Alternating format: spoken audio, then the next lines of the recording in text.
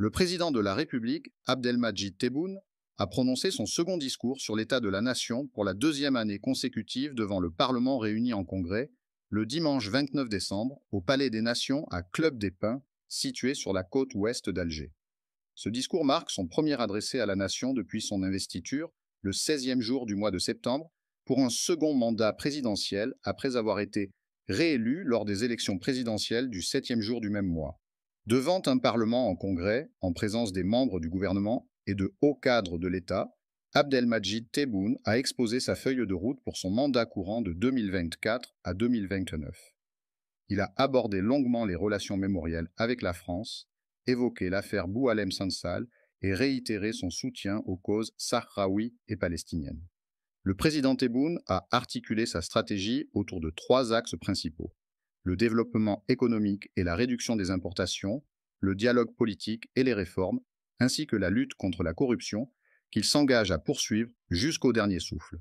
Il a mentionné une start-up algérienne innovante fabriquant de petits satellites et a souligné la nécessité d'encourager les investissements nationaux. En matière de dialogue politique, il propose un mécanisme basé sur l'échange de documents et un débat sans surenchère. Sur le plan économique, Abdelmadjid Tebboune se félicite de performances en agriculture avec un chiffre d'affaires atteignant 37 milliards de dollars américains et la réalisation de l'autosuffisance en électricité avec un excédent de 12 000 MW destiné à l'exportation. Par ailleurs, il fixe comme objectif l'autosuffisance en blé tendre après avoir atteint celle du blé dur et annonce le lancement prochain de la ligne ferroviaire entre Alger et Tamanrasset. Avec un budget annuel estimé à 130 milliards de dollars, il affirme que l'Algérie a intégré le club des nations émergentes, un statut soutenu par des indicateurs économiques jugés prometteurs. Concernant les relations avec la France, le président Tebboune réclame une reconnaissance des crimes coloniaux sans exiger de compensation financière. Il insiste sur l'importance d'une réparation morale et d'un nettoyage des zones ayant subi des essais nucléaires dans le Sahara. Il rappelle que les exactions coloniales ont causé des pertes humaines dramatiques, citant 45 000 victimes en mai 1945, et évoque la stagnation démographique marquée par seulement 3 millions d'âmes ajoutées en un siècle et demi. Le président Tebboune invite néanmoins la France à engager un dialogue serein pour résoudre les différends mémoriels. Le chef de l'État s'est exprimé pour la première fois sur l'affaire Boualem Sansal, écrivain franco-algérien détenu depuis le mois de novembre, accusé d'atteinte à la sûreté de l'État. Il critique sévèrement ce dernier, qu'il qualifie d'imposteur. Enfin, Abdelmadjid Tebboune a clôturé son discours en appelant la diaspora algérienne à investir dans le pays et a affirmé que le logement demeure une priorité nationale, garantissant la dignité des citoyens algériens. L'assurance automobile en Algérie va connaître deux changements majeurs à partir du 1er janvier 2025.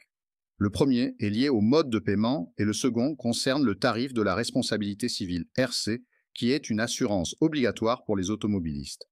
À compter de la date de publication de la présente loi, les transactions citées ci-après doivent être effectuées par des moyens autres que l'espèce, à travers les circuits bancaires et financiers, précise l'article 207 de la loi de finances pour 2025, qui a été publié dimanche 29 décembre au journal officiel numéro 84. Il s'agit des transactions immobilières des immeubles bâtis et non bâtis, des opérations de vente réalisées par les concessionnaires et distributeurs de véhicules et engins et équipements industriels, des achats de yachts et de bateaux de plaisance, ainsi que des polices d'assurance obligatoires. En Algérie, il existe deux types d'assurance dettes obligatoires. La première est la RC dans l'automobile qui est obligatoire en vertu de l'article 1er de l'ordonnance 7415, modifiée et complétée. Cette assurance est une garantie qui couvre les dommages corporels et matériels causés à autrui. La seconde est la CatNat qui permet d'indemniser les personnes victimes d'une catastrophe naturelle ayant causé des dommages sur leurs biens ainsi que dans leur logement, selon le Conseil national des assurances, CNA.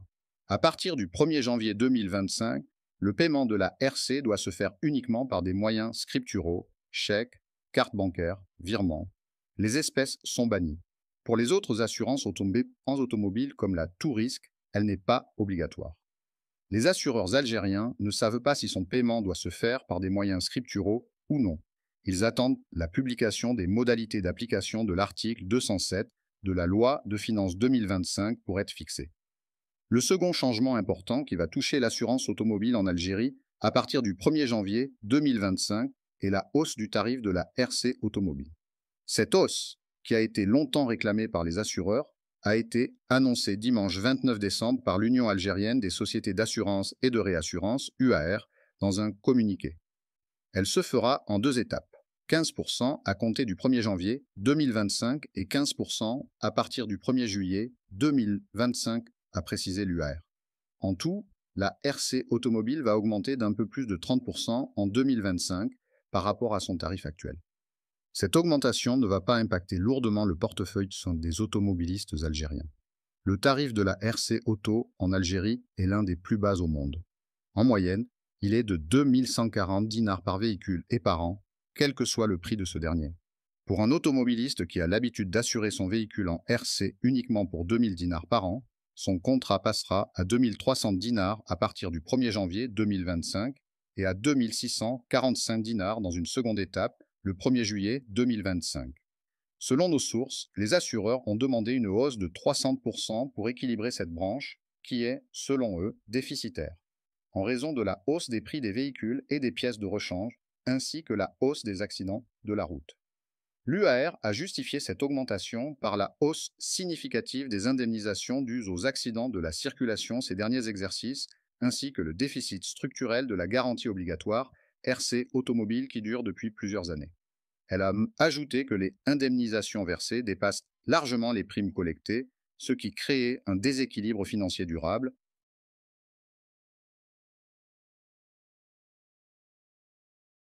Après l'introduction de tarifs plafonnés pour les cigarettes, en juillet dernier, le gouvernement renforce son arsenal de mesures pour encadrer ce secteur.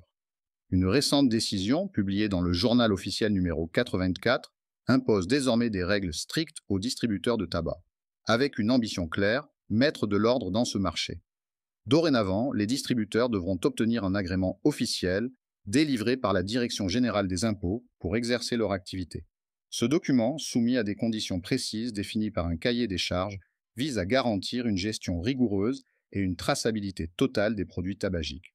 En plus de cette réforme, chaque centre de distribution devra tenir un registre détaillé des stocks, appelé compte matière, pour enregistrer toutes les entrées et sorties de marchandises.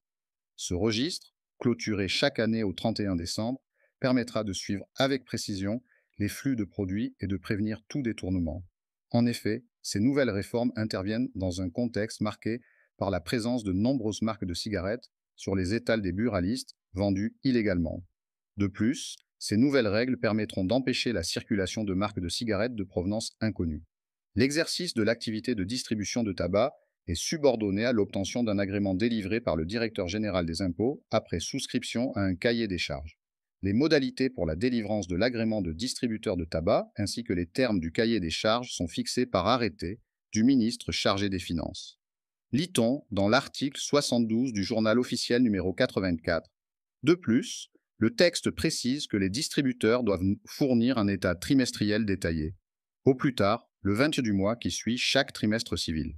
Ce rapport doit inclure toutes les informations clés, à savoir identité des clients débitants, nom, prénom, adresse, numéro d'immatriculation au registre du commerce et numéro d'identification fiscale, produits livrés, le nombre de boîtes, étuis, bourses ou paquets de tabac, précisés par type et marque pour chaque client. Montant des ventes, total des ventes réalisées avec chaque débitant, détaillé pour chaque transaction. En outre, l'article 31 du Code des impôts indirects, mentionné dans le journal officiel numéro 84, fixe les conditions dans lesquelles certaines quantités de produits tabagiques peuvent être admises en décharge. Cela inclut, par exemple, les produits perdus en raison de circonstances exceptionnelles ou jugés impropres à la vente. Ces dispositions permettent une régularisation des stocks en cas de perte justifiée, tout en renforçant le contrôle pour éviter les abus ou les déclarations frauduleuses. Merci d'avoir regardé la vidéo, n'hésitez pas à vous abonner pour suivre toutes nos futures vidéos.